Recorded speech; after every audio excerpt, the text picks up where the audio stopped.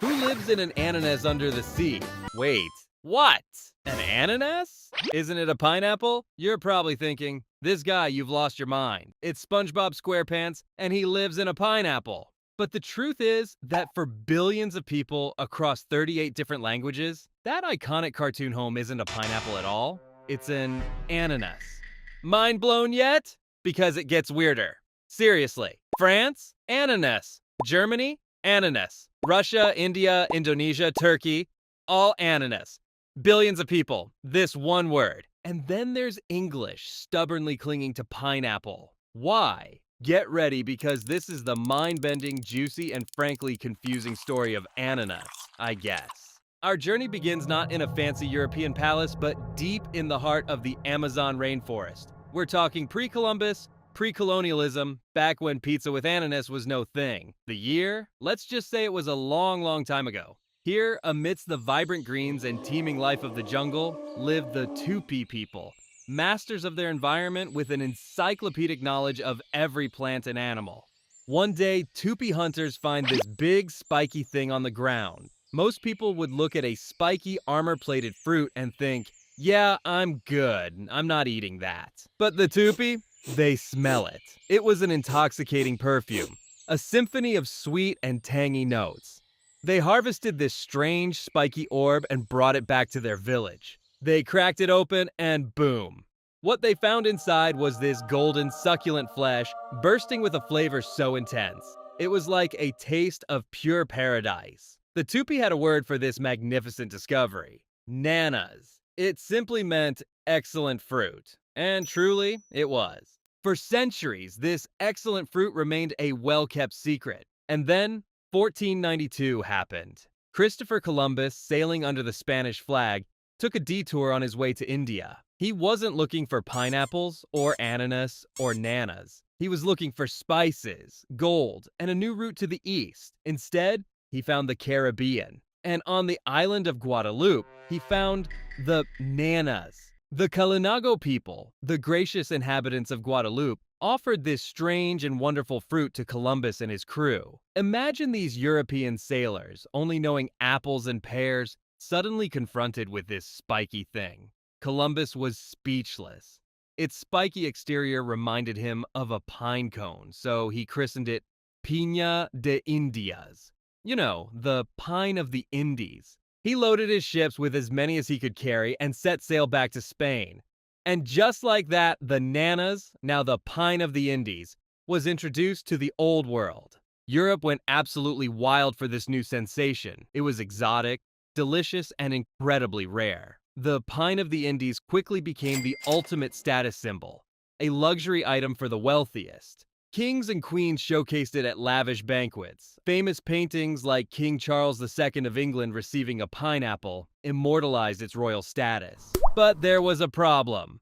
The name. Piña de Indias was a mouthful. Plus, Spanish already had piña for a pine cone. So they shortened it to just piña. Logical, right? Not for everyone else. The rest of Europe wasn't keen on the Spanish term. The Portuguese, with their empire in Brazil, adopted the original Tupi word, ananas. As their empire expanded, so did the word. The Portuguese start sailing all over the world, and everywhere they go, they bring the fruit and the name. And like that, the ananas was carried to Africa, India, and the East Indies. The Dutch, major players in the spice trade, also embraced ananas, spreading it across Indonesia, Japan, and other parts of Asia. The French joined the ananas bandwagon, introducing it to their territories. The word ananas became a linguistic juggernaut. It was easy to pronounce, easy to remember, and it traveled with the fruit wherever it went. So if the whole world was saying ananas, why did English decide to be the rebel? The English were late to the pineapple party. Unlike the Spanish and Portuguese, they didn't have direct colonial access to the fruit's native lands. And when the English finally got their hands on this exotic fruit, they had no pre-existing word. They looked at its spiky, cone-like appearance and combined two familiar words: pine, like a pine cone, and apple, you know, the fruit. And like that, the pineapple was born. But just wait, the story of pineapple is actually even more confusing. Back in the 17th century, before the tropical fruit arrived, pineapple was the common English term for a pine cone. Oh shit, here we go again. If you asked an English person for a pineapple, they'd hand you a hard, woody thing from a tree that you definitely can't eat. So when the fruit showed up, they just stole the name from the pine cone. Then they realized they needed a new name for the actual pine cone and started to call those pine cones with an S. So now you have the whole word saying ananas and the English saying pineapple. And it gets even crazier. The 1700s. I call it the pineapple obsession era.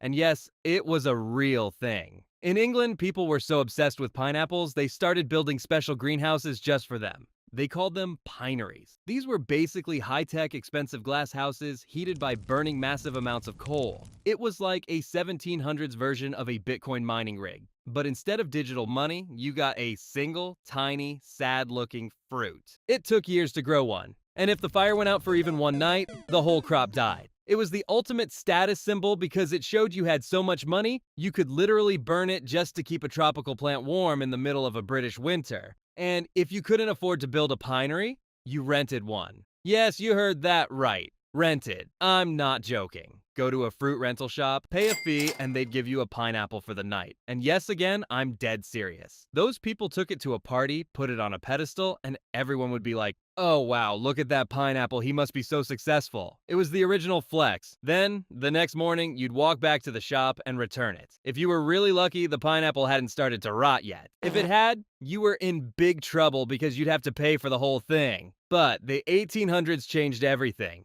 Because steamships. Suddenly, you didn't have to wait months for a wooden boat to slowly crawl across the Atlantic. The price dropped. The pineapple market collapsed. Because before this, if you wanted a pineapple, you had to buy the whole thing. And let's be honest, pineapples are a pain to peel. They've got those eyes that you have to cut out, the core is hard, and if you eat too much of it, your tongue starts to feel weird. Fun fact. Did you know that pineapples actually eat you back? They contain an enzyme called bromelain that breaks down proteins. So, when you're chewing on a piece of pineapple, the pineapple is technically trying to digest your mouth. And now, because of this one man, James Dole, who decided to build a pineapple empire in Hawaii, you can eat pineapple as canned rings. And if you think about it, for most Americans, the pineapple became the flavor of the tropics. And then, well, pizza.